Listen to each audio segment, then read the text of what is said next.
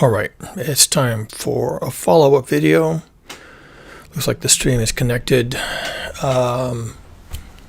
Thursday, I did a video about the anticipated coming storm hitting the U.S.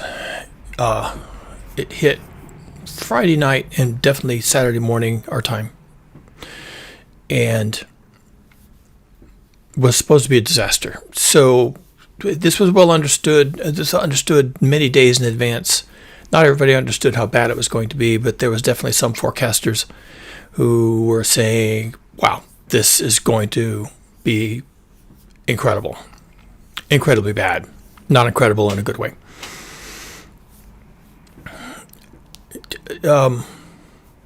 People didn't believe it, of course. That's just how it is. People don't believe that. It's normalcy bias. I can't really criticize people. Normalcy bias, we think we understand the weather. I've lived, man and boy, 65 years, and I think I know more about the weather than the weatherman does. Yeah, people say things like that. They say things like that, and sometimes it's even true. For your region, for where you live, you might know a lot about the weather, just because you've been alive 65 years, man and boy. Normalcy bias has a place, but not with this thing. So I did my part one. I'm not calling it part one. On Thursday, the storm was supposed to come in Friday. It did. It was supposed to get worse on Saturday. It did. And today is Sunday, my time. It's January 25th. So I said I'd come back and look at this again, and so I will. Part one is still relevant for most people because, well, for one thing, I deliberately did it ahead of the storm. And I said things about the storm, and just to indicate that yes, we can really anticipate these things. We do have predictive power. Now, for my predictive power, I wasn't really using the National Weather Service or the Storm Prediction Center or anything like that. I was just using data off the planet Earth itself, just looking at the data. And I'm going to do that again. I did a lot of that in the first video. That's still worth a watch if you want to understand the process. I'm going to do it again here just to show that, yes, indeed, the conditions still hold, and those are the conditions, okay? This is what's happening. Before I get started, these type of videos, which are bad news, don't do really well with the YouTube algorithm. So if you'd like to see this kind of stuff and want to encourage other people to see it and you think it's useful, leave a like on the video. It helps. If you're not subscribed, hey, I come back here and do this every so often. You might find it interesting. I'm trying to tell people how the Earth system works. That's what I'm doing here. This is really science communication. I'm doing science. And you won't get this from your meteorologist. You won't get this from your weather person on the news, the evening news. A lot of this applies. Well, all of this applies. What am I saying? I mean, this exact discussion doesn't apply everywhere on the planet because I'm talking about the United States of America. But these topics apply to the entire planet because this is not weather. This is Earth system dynamics. And the Earth system is falling apart in a massive way. I'm really worried. But I'm the only one who is. Because I'm the only one who's looking at this as a systems problem. Not as a weather phenomenon, as a systems collapse problem. So let's get into it. I passed 100 subscribers, so thank you to all the people who participated in that. It means a lot to me.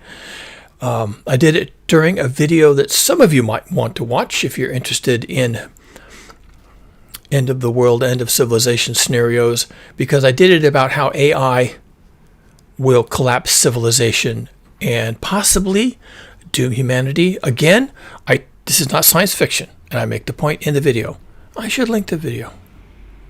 I'll link the video in the description after I get done here. I don't do science fiction. I do science. And the portrait I painted for how AI can also simultaneously put an end to us, which is a concern for a lot of people right now, myself also, is in that video. So that video is a scientist's take on how AI can unmake us. Got a lot of traction because it's a hot topic these days, of course, but it's in my wheelhouse because even in that video I include references to global heating. And in this video, I won't be talking about AI. It doesn't really apply. But I have in other videos, I have linked the two topics. So that brought in a lot of new people and a lot of new eyeballs. And if you haven't seen that one, you may want to take a look at that too, because it's my stuff and me talking about, well, all the things that can take us down in a big way. To the current topic. So let me change my screen arrangement. This is a picture of the planet Earth. That's the US of A in the center. And you can see South America at the bottom, and you can see there's that big blue blob. Well, I'll give you one guess what that is. That's an Arctic air mass that has descended from the Arctic, as you do, and it is freezing the eastern 2/3 of the United States from about the Rocky Mountains east. There is an estimated 200 million people involved in this event. I'm going to call it an event because that's what it is. That's the word I'm going to use. You're going to see why in a minute. There's 200 million people involved in this event, most of the country by percentage. It's 2/3 of the country by real estate, okay, by area, and it's 2/3 of the country by population. Big population centers are involved. All the way down to the Gulf. The Gulf states are places like Texas, Louisiana, Mississippi. They're all involved. They're all having major problems because of this. As I did in part 1, this is part 2, I will briefly give an overview of why this is happening and why this is not weather.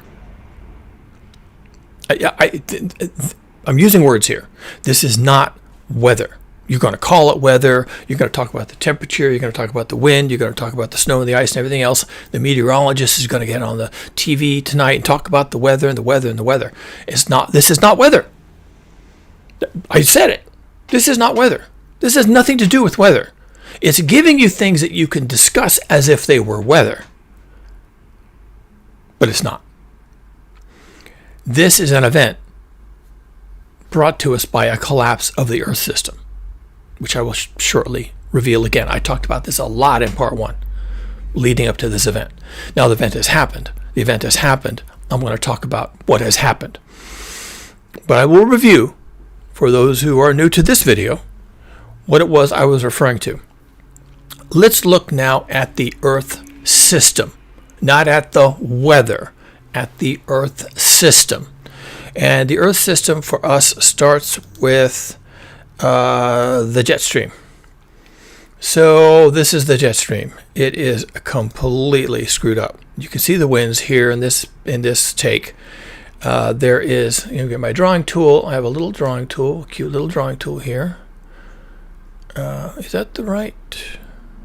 I guess that's the right. Yes, that is the right window. So I can outline what's happening with the jet stream. It is going here and then up, and actually kind of almost to Alaska. They might be having some heat up there. Then it drops way down. My mouse pad is moving. Drops way down here. Doesn't quite hit Florida, and that's going to be significant in a moment. And it goes up this way. So everything that is in this area is this is all hot air here below the line, and this is all cold air here above the line. And you just saw that in the other visualizations of this. I'll turn off the airflow. The cold air is coming down all the way down into the lower 48 U.S. states. It's just clipping Florida. Doesn't quite hit Florida. Florida being right here. And the major part of this is coming down like here and then over. So it just misses Florida. But it's bringing Arctic air. This is an Arctic air mass. This cold is not locally generated. How do you generate cold in the winter? Well, the days are short, right? The sun is at a weird angle. It's closer to the horizon. It doesn't bring in a lot of sunlight. Other things. And you get cold days and, of course, really cold nights here in the northern hemisphere. All of that discussion is due to the natural tilt of the Earth on its axis. That's what gives us seasons. So this Arctic air mass, which is super cold, came down from the Arctic, and this is cold. The air in the Arctic is freezing, right? It's 70 degrees below 0 Fahrenheit. Really, really cold. Because they get no sunlight this time of year. They get no sunlight. There's a lot of ice up there. It's never really warm. And then when the summer season ends and the fall season ends, it just gets plunged into night, and it just gets super cold. So this air was not created locally. It was created at the North Pole, and because the jet stream is so terribly, colossally screwed up, it can't trap the air at the top of the world at the North Pole. And so the air spills out, coming behind the jet stream as the jet stream falls apart. This is Earth dynamics. This is not weather. This is Earth dynamics. Your meteorologist either doesn't understand this, doesn't have time to talk about it, or is worried that they will offend their viewers talking about science. Now, that sounds kind of weird, but Americans as a whole, and I can say this because I've met a lot of Americans. I live in America. Americans as a whole are anti-intellectual and anti-science. They just don't want to hear it. They want their electrical system to work. They want their cell phone to work. They want the groceries to be delivered to the store. They want their car to start. They want to use a lot of technology, but they refuse to understand anything about it. They're anti-intellectual and they're anti-science. They love science. They love using their cell phone, but they don't want to know how it works, and they don't want to hear about it. It just always has to work, and they don't want to hear about when it doesn't. It just has to work. This discussion begins and ends with Earth system science. The jet stream has fallen apart. It is no longer fit for purpose to trap cold air at the north. The reason why the jet stream fell apart was because the polar vortex fell apart. This, folks, is a disaster. It shouldn't look like this. I would have to go back a long ways, many months, many years, to find something that doesn't look like this. This has been screwed up for months, since about October. The polar vortex, well, okay, fine. I'll go back a ways. I was just digging in here, and I think I discovered back in 2025, about October. Okay, that's not too bad. That's kind of what it's supposed to look like. What we get instead, and I'll just, let me go forward a couple of times. That's October. This is November. Starting to fall apart in a big way. And then I go into December, and it's gone. So if we go back far enough, we can find a well-formed polar vortex way up in the atmosphere. It's way up near space, okay? But now, December, January, and I'll go to now, it's bonkers. It's gone. This is Earth physics. This is not weather. Not weather. This is Earth physics. This is in the top of the atmosphere. This is in the stratosphere, near space itself. This is Earth physics. Now, it drives our weather. True enough. And people will experience it through weather, but they will not understand it through weather, because what's happening is at the top of the atmosphere, and what's happening is the Earth system is breaking down. It's breaking down due to global heating. The polar vortex starts to look like this because of something called sudden stratospheric warming, which for a long time wasn't all that well understood. They knew it happened. This is at the top of the atmosphere near space itself. So we didn't have a lot of visibility into this. Then they became curious, and now they're having more visibility, and they've got satellites now. This is everything I'm showing you here is satellite data with a little bit of modeling thrown in. Here's the temperatures. See that big band of freezing air above the U.S. and the Canada? Yeah, that's driving your weather. It's supposed to be at the top of the world. It's supposed to be a dot at the top of the world, and it's not. It's malformed. So they've been studying sudden stratospheric warming as a phenomenon. It's kind of random to us. We don't really have good predictive models for when it's going to happen. I don't think they understand even where it comes from. They simply know that it happens. It's a measurement problem. We can measure it. We know that it just happened, but we can't predict it and maybe we're getting more visibility into what's happening, but up until recently, for everything I've heard about it, is that now we still don't really know what's causing it. Now, I could look at some different things. These are ocean currents, but I'm not interested in the currents. I'm more interested in sea surface temperatures. So this big white blob at the north, that's ice. So we don't have any data for that. But what I want to point out is that way over here, this is Norway. So way over here by Norway, here around the UK and Ireland, and even squeezing in around Iceland, there's warm water. These waters, these colors, these greens and yellows, this is warm water. The blue is cold water, but these other colors, this is warm water. And it is intruding, it's getting pretty close to the North Pole. And the theory that we have, working theory, is that the warm sea surface temperatures are causing heat to be injected into the atmosphere, probably mostly through evaporation. And that eventually makes its way to the polar vortex and heats it. And we call it sudden stratospheric warming. It does happen suddenly. It doesn't always persist for a long time, although now it is. We're now into this November, December, all of January, and probably into February. So this will be 4 months of the polar vortex looking like an absolute basket case. This is the polar vortex. It's not supposed to look like that. It's supposed to be centered over the North Pole, which it is not. Well, maybe you can't tell what the North Pole is, so I will draw the North Pole. This is the North Pole, okay? It's supposed to be centered over the North Pole, and it's supposed to be a ring, okay? It's supposed to be a ring like this. And as you can see, it isn't. It's not even close. In fact, there's another problem here. I'll have to move this to really show it. It's broken into 2 pieces. And it looks like it wants to break into 3. We're headed there. I don't know if it's going to happen or not, but we're headed there. You can see that it's almost, there's one ring over here. And then there's sort of a ring here trying to form. And if I were to animate the wind flow, you would see that there is some crossover here. So this is an absolute disaster, people. And this is what's driving this event. People are going to call it weather, and there's snow and there's ice and there's weather, and weather is happening, and the weather's going to continue, and it's going to get worse, and the weather will be terrible, and the weather will be bad. But it's not weather. It's a breakdown of the Earth system. And we don't see that happening very much in human history. And it's being driven by global heating. The actual link to the heating is hard to say, but that's what's happening. I can show you another picture here, though.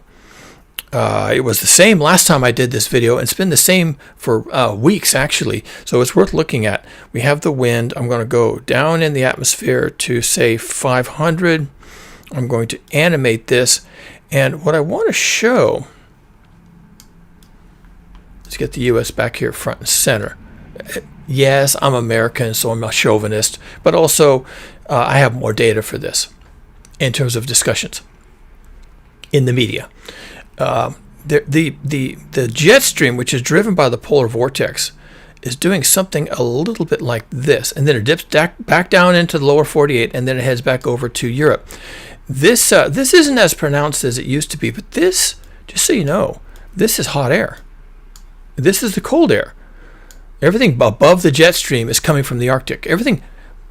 So I can draw an arrow here. I can draw an arrow here that says this cold air is not locally generated. It comes from the top of the planet where it's cold, right? But less discussion is made of what's happening here. This is coming from the equator. This hot air being lifted up by this loop in the jet stream is coming from the equator. And a few weeks ago, there was a situation where the state of Alaska, which I will get to grab a different color, the state of Alaska, which is right here, was warmer at one time than the state of Florida, which is down here. That was a real thing. And the state of Alaska was getting rain in the middle of their winter. And the state of Florida had freezing temperatures. So this is not weather. You can say, oh, Alaska had some warm weather. No, they had a loop of the jet stream that brought hot air from the equator up to where they are. That's Earth system dynamics. The Earth is in a bad way, and things are not being regulated by the jet stream because the jet stream is falling apart. And why is the jet stream falling apart? Because of the collapse of the polar vortex. The polar vortex drives the jet stream. And when you have a polar vortex that looks like this, you're going to get some crazy shit, okay? That's what's going to happen. And this is what's happening to the jet stream. It's also crazy. This is not weather. Now, this is kind of important for my discussions, given the topics I like to talk about, and given the book that I wrote, link in the description, called It Was 100 Days. I am interested in system collapse. Now, there is the human world, the human system, right? Global industrialized civilization, which can collapse. But the collapse of global industrialized civilization as a system, as a bunch of moving parts, as billions of moving parts, the collapse of that system can be driven by a collapse of this system, the Earth system. And that's what the book is basically about. This isn't even fiction. The things I'm talking about now are not fictional. Our civilization is currently under a lot of stress due to weather events that are causing people to become disruptive, leading to the rise of authoritarian regimes, collapse of food supplies, collapse of water supply, threats to the power grid. But so all these things are happening, which are now placing a burden on a threat against the Earth, the global industrialized civilization, our politics, our economies, how we manufacture things, how we transport things. These are all now in big trouble because of changes in the Earth system itself. It's not a small thing. It's not a small thing. And I include all this discussion in the book I wrote because I'm interested in this topic. We have a lot of authors talking about the collapse of complex civilizations and why the complexity becomes a burden and too great a burden to go forward. I'm talking about a different system that's collapsing, and it's going to have implications for the bulk of humanity. This is a global Earth system, and it's going to affect everybody. So now we have this event. It's affecting the United States of America.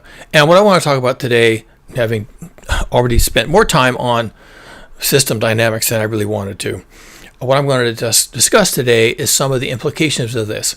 And I'm also going to mention why I'm interested in this. The reason why I'm interested in this is because of how this event can have an impact on the United States as a nation, leading to other types of problems, right? So the U.S. is the second largest economy in the world after China, the wealthiest nation on Earth, the most powerful military on Earth, probably among the most complex infrastructure on Earth. We have huge electrical grids. They're all interconnected. We have enormous natural gas pipelines that go into cities and communities and provide energy to houses and businesses. We have huge satellite networks that can and all this reporting. And this is, I should say what this is. This is a map of electrical outages. This is a site called poweroutage.com. And what you're seeing here is reporting by various utility companies, because they collect their own data for their own reasons, by various utility companies that are reporting that they are having outages. The scale is here. So this little gray square over here, this is called Faulkner, Arkansas. There are 10 customers without power. That is 0.02% of the population. And the number of customers they have, this is all customers, this isn't humans, okay? It's addresses. So a residential address or a business address or something like that. They track 47,000 customers, in this little area, and that's 10 people, customers. I'm even inclined to say it. It's wrong. It's customers. 10 customers don't have power. So this isn't a big deal. This is 10 customers. Now, they are having this weather. You can have 10 customers lose power just because one power pole falls over in a storm or is hit by a car. Icy conditions. That's what we're having. Ice, snow, sleet, freezing rain, treacherous conditions for driving. Somebody drives into a power pole, knocks it down. 10 customers have no power. So that's what's happening here. But of course, you're wondering, what's all the rest of this shit going down? Okay. The yellow is about 30%. So here we have about 6,000 customers in this small area. 6,000 out of 18,000. So that's about a third. The orange is about 50 to 60%. So here we have half the people without power. And then we get into the reds. And what are the reds? This is Hickman, Tennessee. 90, I'll just round up, 93% of the customers without power in this region. In this region, it's 92%. And down here, almost all these are either red or dark orange. So we've got 95% without, it's 87%, 85, 98%, and actually 99%. So this area right here, Humphreys, Mississippi. There's not a lot of people. There's not a lot of customers here. There's only 2,400 customers, 2,500, but almost 100% of them have no power. That's going to be a big deal for this area.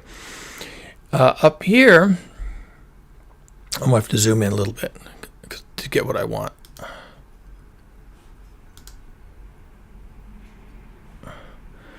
Davidson, which includes the city of Nashville, is 92% without power. What is happening here?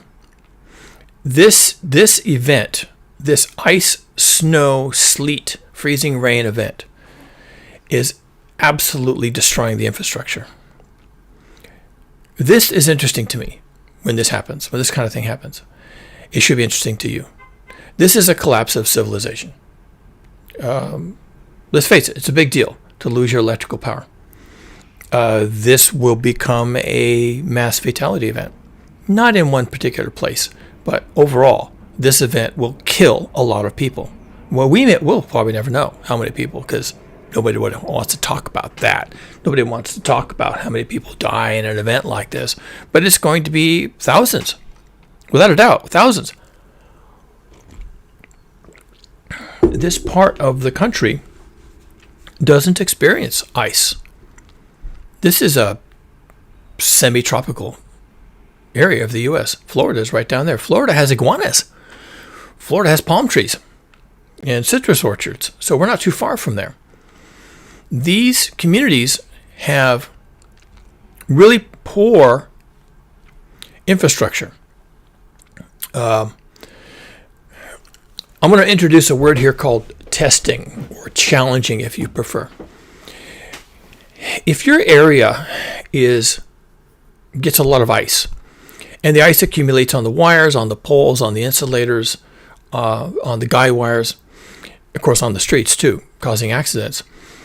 If you get a lot of ice, then your infrastructure is tested by storms. And if there was ever a wire that wasn't quite installed with the best equipment or the best techniques, and it was a little bit weak, then when you load on a layer of ice, and ice is heavy, water's heavy. 1 gallon of water weighs 7 pounds. So you can pretty easily put a lot of ice weight on things like power lines.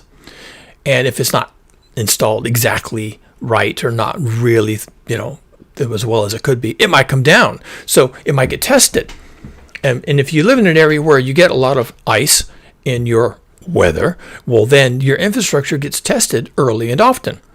So maybe it's not a big deal. Maybe it's still a big deal, but you have less failure.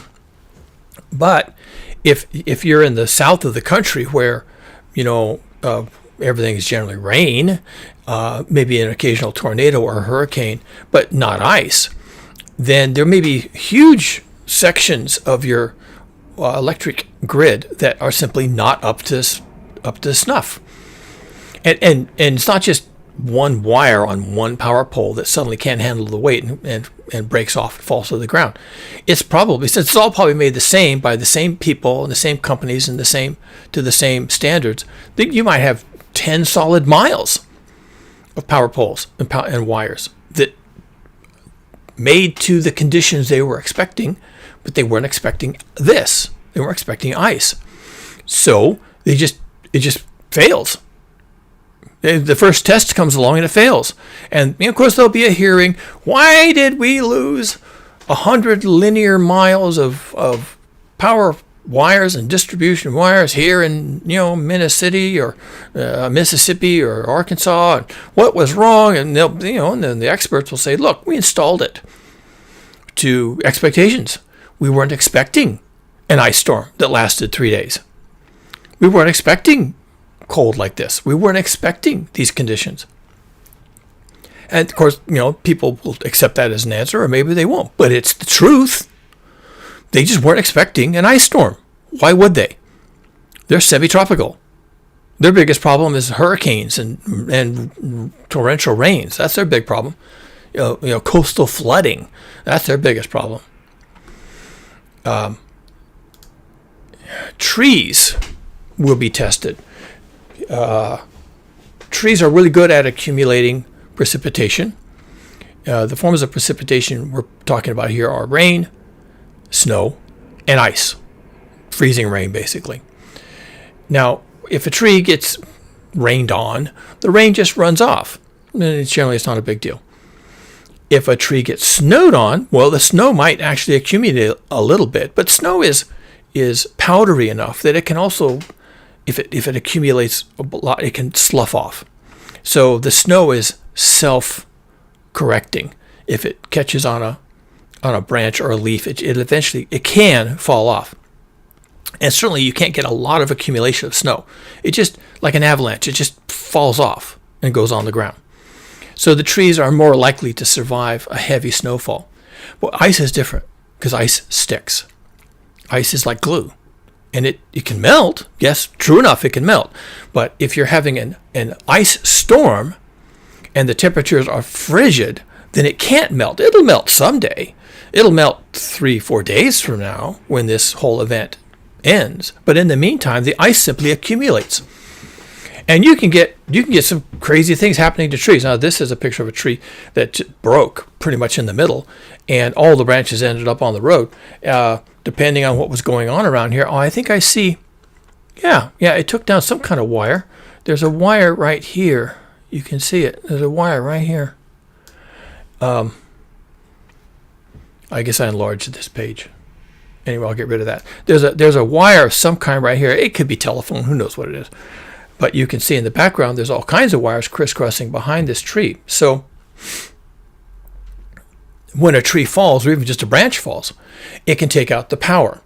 So the trees are untested until the test comes. And then the ones that are, vulnerable, whatever that means, old trees, big trees, trees with lots of branching branches and can take on a lot of weight with the ice, then they run the risk of breaking. They've never seen ice on their branches and on their limbs. And so when the weight accumulates, I saw a figure that Max Velocity was sharing. He's saying something like, in an ice event, a tree that has a canopy of 20 feet and accumulates ice for a time can have enough weight on it to equal a heavy sedan, like a 4-door sedan. Now, of course, it's spread out over the whole of the tree, but eventually some part of that tree is just going to have too much weight on it, and maybe the entire tree. So the infrastructure is tested. This kind of a thing. The infrastructure is tested. The trees. We don't have to talk about bushes are tested, but also you can get crop failure. If there's a place that has greenhouses and it's in the winter, they have greenhouses, they're trying to grow things in the greenhouse can collapse and take everything out with it. You can have other types of structural failure. carports, patio roofs. Again, if it was raining, it wouldn't matter. It would just run off. If it was snow, well, snow can also collapse a carport.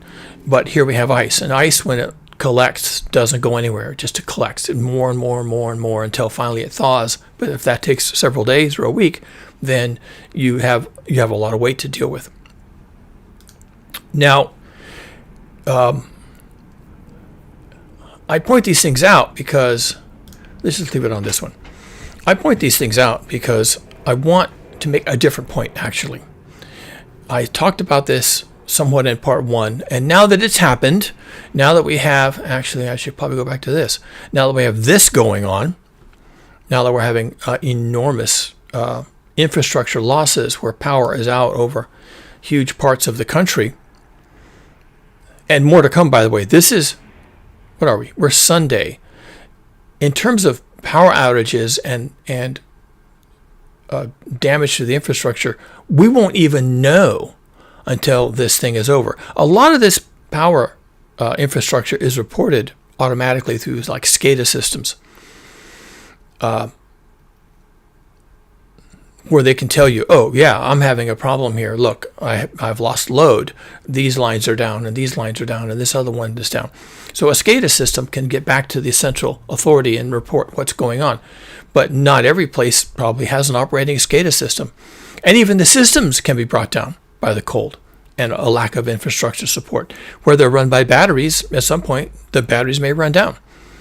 Again, if the power is out in these areas, then the systems that are reporting power outages also have no power.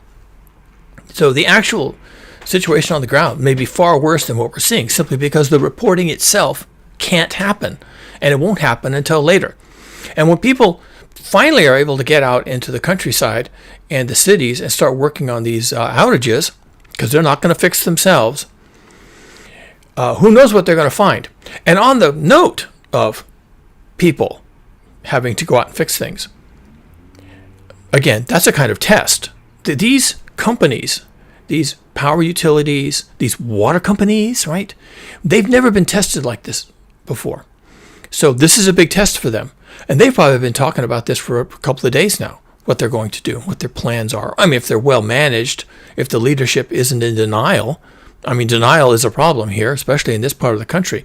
Denial is a big deal. Denial is a huge force with these people. And if they're not in denial, then they've been talking about this problem, this approaching calamity. But they won't even know until they get out there. Another thing that happens with these ice events is that pipes freeze. Now, if you live in the north, let's say you live in Minnesota, and you have water coming into your house, fresh water coming into your house, you know what to do about that. You wrap your pipes. You might even wrap your pipes with electrical heating tape. That's a thing. You can buy that. You can buy it. You pass it to some place that has an outlet. Maybe you have an outlet outside your home, and you plug it in, and it's like an electric blanket, and it heats your water pipes so they don't melt. Failing that, you can wrap them in burlap or other kind of insulating tape. There's foam tapes. And then you can also go into your house when you know there's going to be a hard freeze, and you can open one of the taps in the house just to run a little bit of water, just a little bit. And what that does is it pulls in water past the part that might freeze. The part of the water pipe that might freeze is the part that's above ground. So the water main to your house is underground for a distance, and then it is no longer underground, and it rises out from the underground. There might be a gate valve where you can turn it off. There might even be a spigot that you can get the water out, and then it goes into the house. Once it's in the house, then of course the plumber has run it out to all the places where you're going to use water. But there's that vulnerability where it leaves the ground, provides some insulation, at least over the medium term, not over the long term, by the way, just the medium term. It provides some insulation, but where it comes out, it can freeze solid. And when it freezes solid, you have no water in the house, and that's your first indication that there's something frozen. Is you have no water in the house. You turn on the tap and nothing comes out, because there's a blockage, an ice blockage in the pipe, probably just outside the house before it goes into the ground. If the freeze continues and the pipe freezes even more solid than that, it can burst the pipes, especially copper pipe. Not so much galvanized iron pipe, steel pipe that comes out of the ground because the walls are heavier, but it can burst that too. But definitely copper pipe. So you may not only not have water, you may have an ice blockage in your water pipe. The pipes have burst. And you won't even know that, of course, because there's no liquid water. The pipe can burst, have a crack in it because of the freezing, but you wouldn't even know it until everything thaws. And when everything thaws, then you realize you have a problem. Now you have water spraying out of a broken pipe, and you may still have water pressure in the house. You're turning on the tap. Oh, water's coming out. Well, it's really frozen, but at least it's coming out. And then someone goes outside and they says, hey, wow, look at this. And you've got this huge fountain of water coming out of the spigot, and it's hitting the ground. You got a mud puddle, all this kind of stuff, because it broke. But you didn't know it was broken until the ice that was in the pipe thawed. So people are going to discover these things. They think they have a problem now. They don't even know what kind of a problem they have now. There's also going to be fatalities. People have lost the ability to communicate. Cell towers are already becoming unreliable. Some of them are oversubscribed. So people are making 911 calls, calling family members. Maybe they're just on the phone. Maybe they're just lonely and they're afraid and they're just on the phone for hours at a time talking to people. Well, if you're on your cell phone, you can take up circuits. And eventually, with the 911 calls and the anxiety calls and all the other calls that are going on, people can't get on the phone. The phone doesn't work. Of course, the phones also, the cell towers at least, well, your phone. Your phone has to be charged. If you don't have power, you can't charge your phone. The cell towers also require power. And if you're having a nearly 100% blackout in a county or an urban area, as we're seeing here on this map, then there's not going to be a cell phone coverage. Some people still have landlines, as we call them, with the actual wire that goes into an actual phone that sits on a desk. Those might actually work, but possibly not. Again, 100% outage could even affect the landlines, the installed lines. So we may not even know, and may not know for days, the extent of the damage. And this is going to be characteristic of what happens in a collapse of civilization. So I'm going to bring this full circle to my usual topic. What happens when you have large-scale collapse of an infrastructure during a collapse of civilization is that people don't initially realize that they're in trouble. They don't really get it at first. Maybe the power becomes intermittent. Maybe the cell phone becomes intermittent. Maybe the internet goes down and then it comes back and then it goes down. And you're like, well, someone will fix this. We have a kind of learned helplessness that we rely on other people, generally the company that's providing us the service that we pay for. We expect them, because we pay them, to fix the service. We expect the electric utility to turn the power back on. We expect the water company to make sure the water is delivered, whatever that involves. Most of us don't even know. We expect the cell phone company to get the towers working again. We pay for this. And then so, because we pay for it, we just wait. And you may not know that you're in in big trouble. And you won't know that everyone is in big trouble. There's a lot of people that live on places in this map who think that the power outage is simply their block or their neighborhood. They might go to the house next door in the middle of the cold, in the middle of the snow, and say, hey, do you have power? No, you don't. Okay, well, I'll try the other neighbor across the street. No, they don't have power either. Well, I guess it's a bigger deal than just my house. And then you go inside and you close the door and you hunker down with a blanket and you wait for the power to come on. That's a kind of learned helplessness. But that person doesn't know. Again, they don't have internet access, so they can't get this map. They can't pull up this map the way I just pulled it up for you. They can't pull up this map and say, holy crap, my entire state is without power. They can't pull up this map and say, look at this. There is over 1 million customers without power. That's what that number means. This number right here. Okay? There's over 1 million customers in this reporting system that are without power. They won't know that. They also won't know that because the damage is so extensive, they won't understand that it's not going to come back within an hour. it's not going to come back even within a day, because the damage is so extensive. It's going to take, just working with electrical, it's going to take utility companies weeks to get all their people out into all the damaged areas. Now, of course, they're going to start with the most populated areas first. They're going to find the lines that came down. They're going to find the transformers that blew up. They're going to find all the other switches that failed, or the fuses that failed in the cold, or the excessive use, right?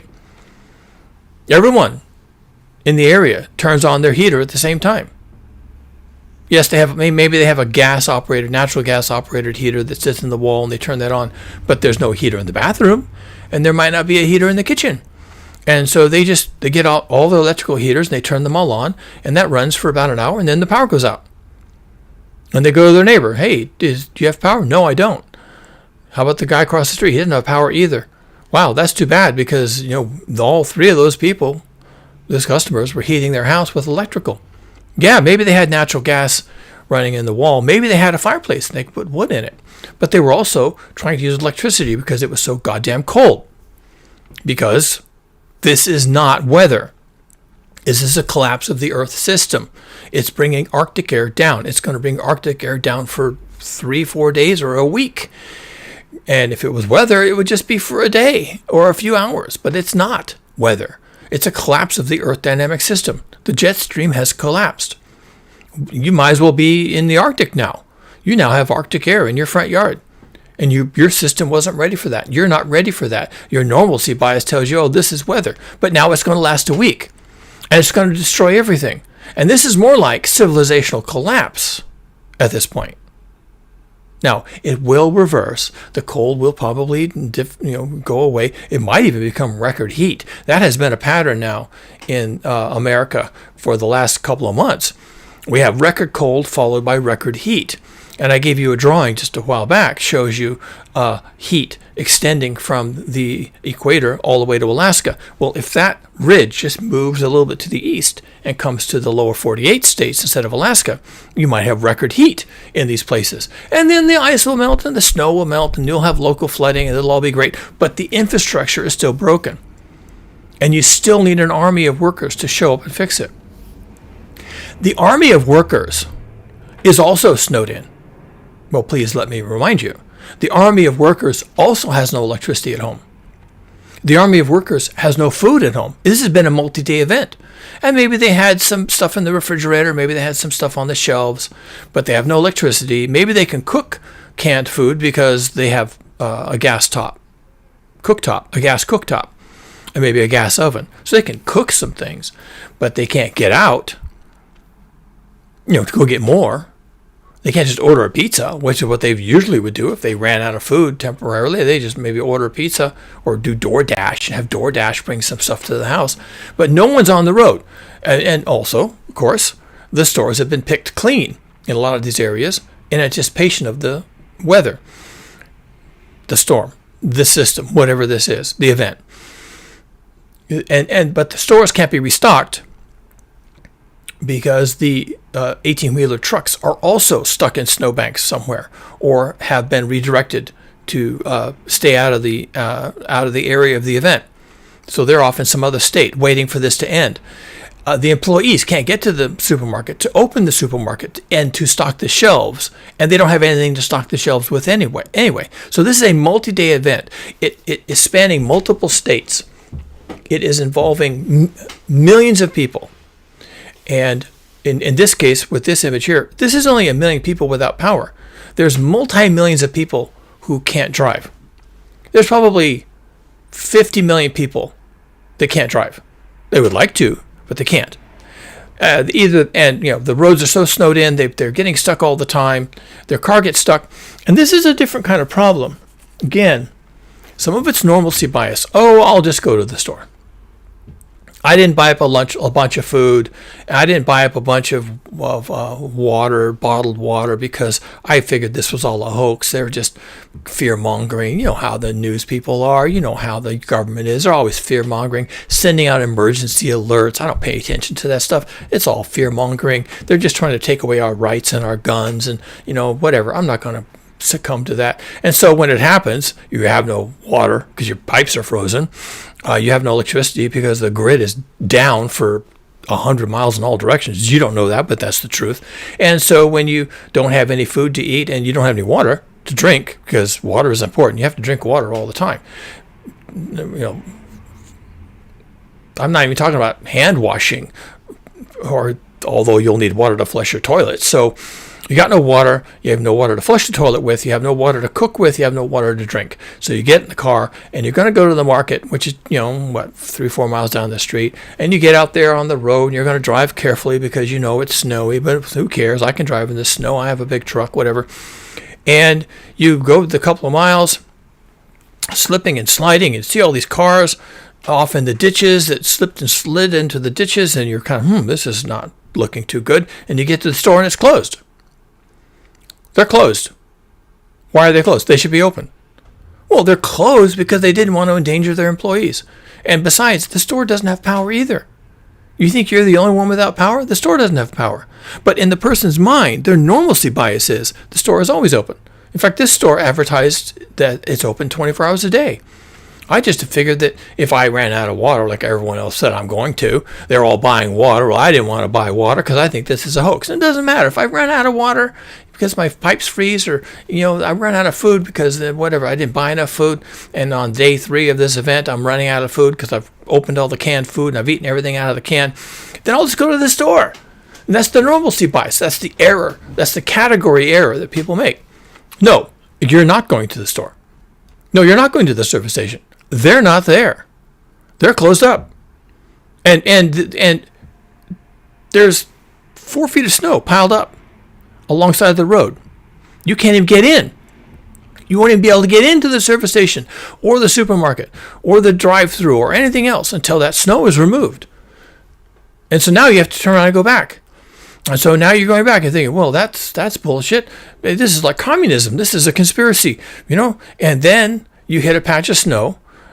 You can barely tell where the road is anyway. No one else is driving. Everyone else is staying home. And you're out there driving because you're desperate, frankly. You won't admit it, but you are. And so now you drive into a ditch.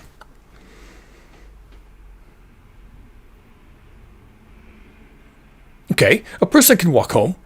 They know the direction. Maybe it's dark, getting towards dark or whatever, so maybe they don't want to, but they could walk home. Everything is covered in snow. You really have no landmarks, but a person could walk home. So they start walking. And now it's cold. And what? How did they dress? They have their sneakers on. They have a light coat. Whatever. And they don't really care. It's all a hoax. And it's never that cold down here. And this is nothing. I've seen worse. And all the usual normalcy bias. But they get lost. They go the wrong direction. And now they're out in the environment. Now maybe they can go to a house. Maybe they can knock on a door. Person doesn't have to open the door. Maybe they're thinking someone will pick them up. But there's no one out on the street because no one wants to be on the street. So now this person whose car is stuck in a ditch, no one will open the door. They're determined that they can find their way home because normalcy bias, this is all a hoax. It's all overblown. This is just because of conspiracy, and then they die. And if they go back to their car, they're like, fuck this. I can't deal with this. I don't know what this is about. This is whatever this is. I still don't believe it, but I'm not buying it, but I have to stay in my car. And so they run their car, and maybe they die of carbon monoxide poisoning because they're in their car and they're running the engine. And maybe they're in the car and they're running the engine, but it runs out of gas. So now they have no heat from the engine, or something else happens to the motor. Ironically, it could even overheat. Now they're stuck in their car. The car's not running. There's no heat from the engine.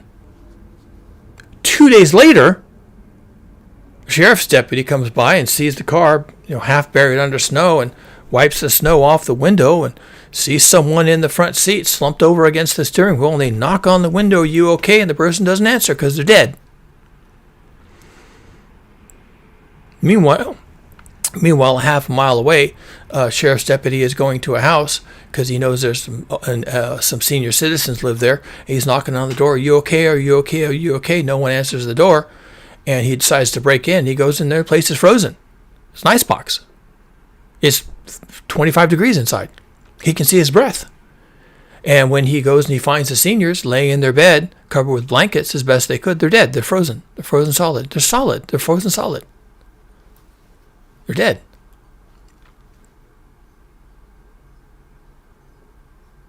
Now, maybe having the power being off isn't what killed them. Maybe they could have.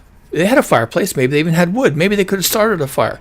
But because they're old or they're confused or they're in denial or whatever, normalcy bias, they just go to bed and they don't have the fire running because you shouldn't run a fire at night when you're in bed. So they just go to bed and they just pull the blankets up and then they never wake up because they have no experience with this. You can have failure of water supply, you can have a failure of the electrical supply, and you can even have a failure of the gas supply. So that even if your house has a wall-mounted heater running on natural gas, it may not be able to run because the gas supply has frozen. This happened in Texas back in 2021, I think was the date I heard recently, when they had a really, really bad freeze and everything froze. Even the natural gas froze. And people are like, wait, that's, how could that freeze? That's not water. But there's water in the lines. Now, they have since winterized their natural gas production and distribution to presumably remove water. That's the thing they have to do. But they hadn't done that earlier. They did that later after the event. So maybe now they're doing better. But if you're not if your authorities and your utility company haven't winterized their natural gas distribution network, all the piping and the pumps and everything else, then the water that gets caught in the system in little places, in a valve or in a regulator or someplace else, can freeze solid, and it can immobilize the natural gas distribution system. So now you don't have natural gas. And even if you have natural gas to your house, a lot of these natural gas burners, these heaters, they heat the home, they do use electricity, like for a thermostat, that when it breaches a certain threshold, is supposed to open a valve and turn on the heater. And maybe there's a pilot light that ignites the gas, but maybe there's a piezoelectric starter that is not a pilot light, and that's going to require electricity of some kind. So if you don't have electrical systems, then the natural gas space heater may not fire up. If you then bring in a space heater you use in the garage or in the barn, you put it inside and you light it manually and it runs on propane, well, then you're going to kill yourself with carbon monoxide poisoning. People are so dumb that they do things like that. They're also desperate. Oh, we'll just run it for a few minutes. Well, what they don't understand, because they've never done this before and they've never known anybody who's ever had to do this, what they never understood was at 10 minutes and you have enough carbon monoxide to kill you.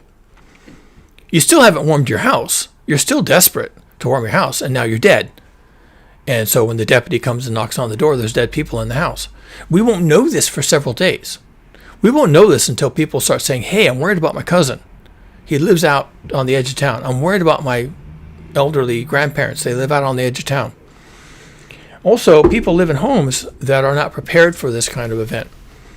There's a lot of people in the South who live in mobile homes. They're cheap.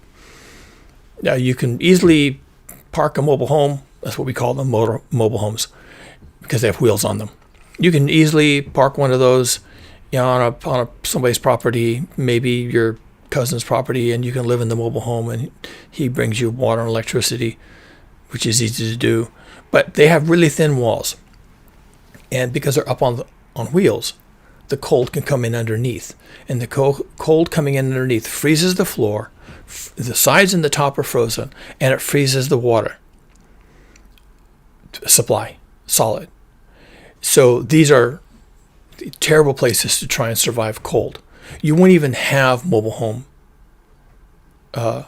domiciles in the north because it's fatal, unless it's especially built or built specifically for the cold, or you've made other arrangements. But in the South, where this event is taking place, where these power outages are, these people don't take any precautions whatsoever.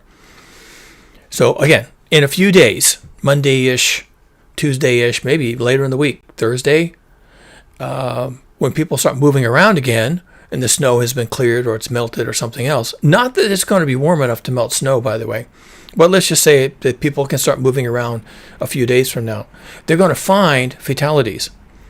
Older people in their own home, people in their car stuck in a ditch that was overlooked, people living in mobile homes, people that bring in heat sources like space heaters, who then die, who then succumb to carbon monoxide poisoning.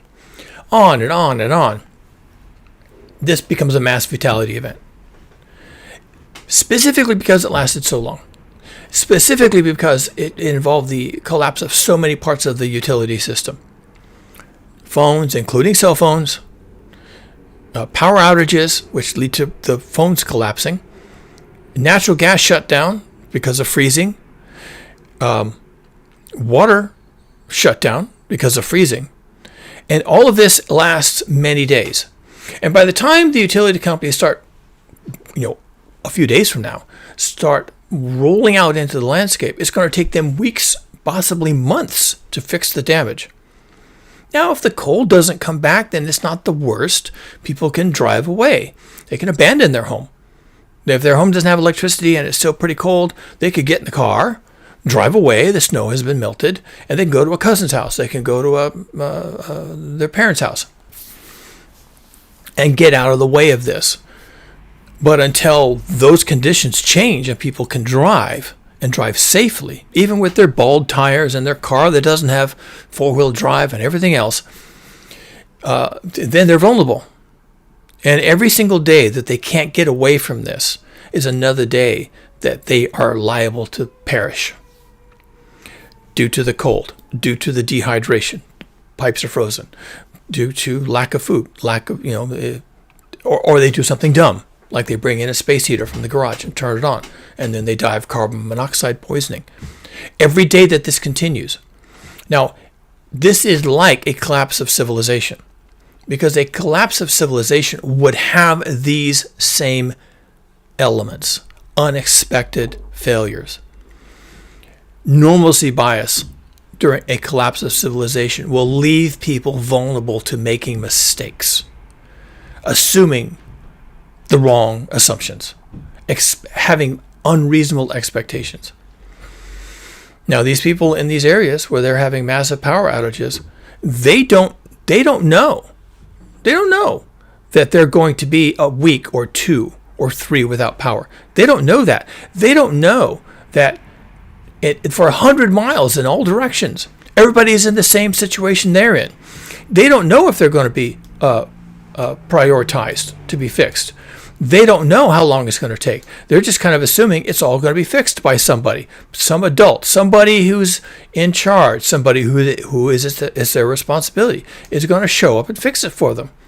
And the days go by and the days go by. And if we had a generalized collapse of civilization, which would have the same characteristics of being over a huge area, involving massive parts of the infrastructure, involving huge numbers of people who are supposed to fix these things for us, including law enforcement, sheriffs, and highway patrol who are supposed to pull people out of the ditch, make sure they're okay, get them home, get them to a warm place.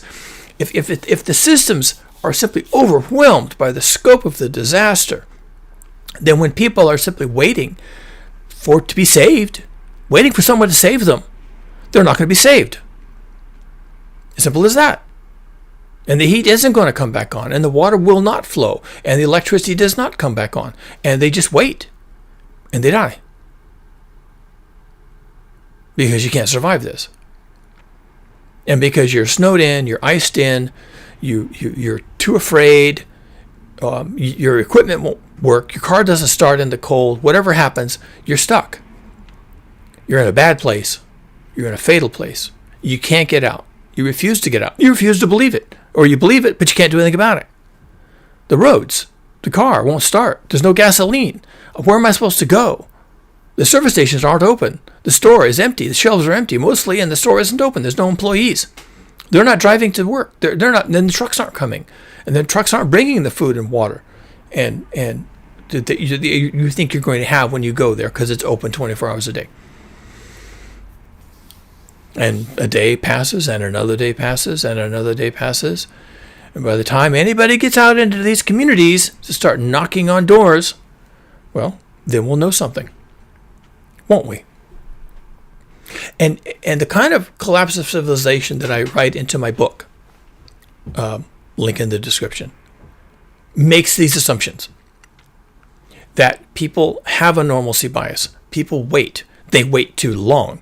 And then when they've waited too long and the situation is really dire and now they must do something, then they panic. And maybe they just do the wrong thing. And what they do ends up killing them. What they do ends up, putting them in a worse situation than they were in their home. But they don't understand the situation outside their home. And so they want to take a chance, and then they die. Stuck in their car, stuck in a ditch, freezing to death, with nowhere to go and no way to get there. So this can become a mass fatality event because people didn't prepare for it. They didn't believe it. They didn't think it could possibly be this bad. They didn't believe what people were telling them. They didn't want to hear about it. They couldn't hear about it. They were home. They were sick. They barely understand what's happening in their world, and people don't look after them, and they're living alone, or they only have their old spouse with them, and that person isn't very capable either. And so they were just vulnerable. And the assumption that, if they have trouble, they'll just call the police, they'll call 911, they'll get an ambulance to come, they'll call me if they're having trouble, and then the phones fail and no one gets a phone call, and if 3-4 days later when things thaw out, they discover that they're dead. The people that they thought would be okay or would call if there was a problem, they're just dead. The key aspect to this is that this is a widespread failure of technology, a widespread failure of first responders, a widespread failure of maintenance and repair. All of it is happening over a huge area of the country. And because it's so huge and there are so many people involved and it is so intractable that people just can't cope. Period. They can't cope. And you'll think, well, they can cope. They can't. They're overwhelmed. And they don't even know they're overwhelmed. And this is the key characteristic of a collapse of civilization, which can happen for something like this. It can happen for a heat wave. Well, that's next. And this is caused by global heating, as I've mentioned before, and as I have demonstrated before. This is caused by global heating. Well, this summer, it'll be a heat wave caused by global heating. And it'll have the same exact things happening. Large-scale power outages, failure of the first responder systems. They're just overwhelmed. Fires in a heat wave. You get all kinds of fires. And then the trucks roll to put the fire out. Then the trucks run out of water. And pretty soon the trucks are on fire. Even the fire trucks can end up being on fire. So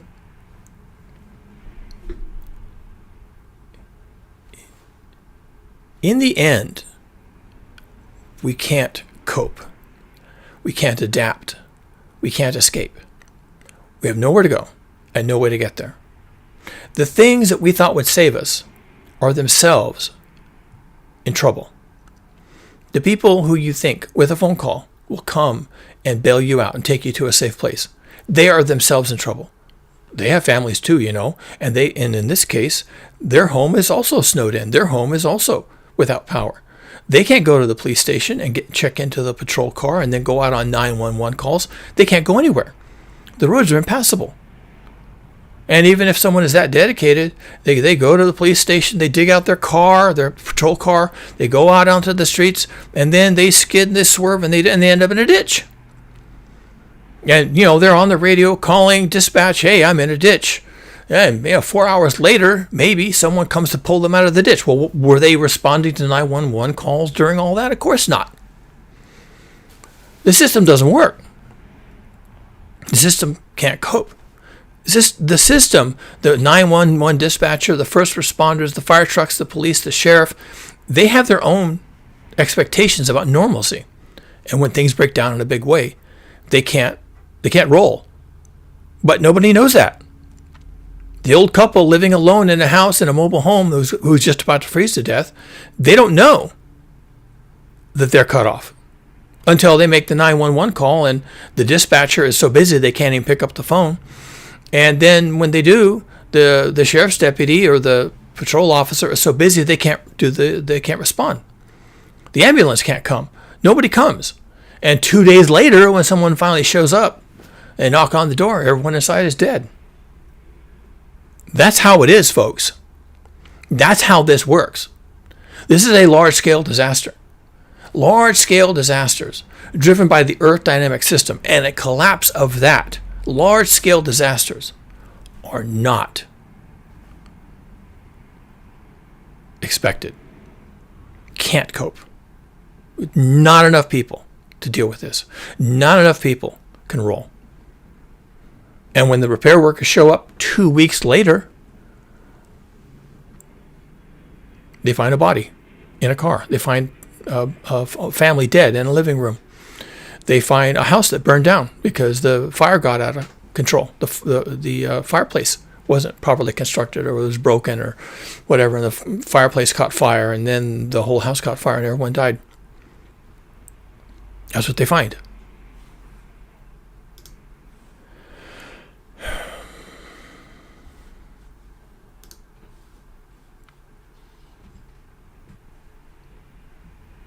People will say, this is normal. People will say, this is just weather. You're fear-mongering. No, I'm a scientist and an engineer. I have experience in this area. I have interest in this area. And my interest, primarily, is that we're not ready for this. We will never be ready for this. There's no way for us to cope with this. We're going to do our best. We're going to do our best as well as we can. And we'll see. We'll see what people do. This disaster is not over. The next part of this disaster is the finding out phase. The next part of this disaster is when responders can finally get out into the communities, knock on the doors of the places where they think are vulnerable, or wait for family members. Wait for the cell phone system to come back and wait for the family to find out. And the call didn't go through. No one picked up the phone. They drive out there finally because the roads are cleared, and they knock on the door and, are you okay? Are you okay? They break the door down and everyone's dead. That's days away. That's days away. Will we ever find out about it? Will anyone tell us? No. They're not going to talk about that. The system isn't going to talk about that. The political systems, the media systems, they'll never talk about that. Because it suggests that someone dropped the ball. How could this happen? How could we lose 10,000 people in Mississippi to the cold? They won't want to talk about it. It'll never be reported.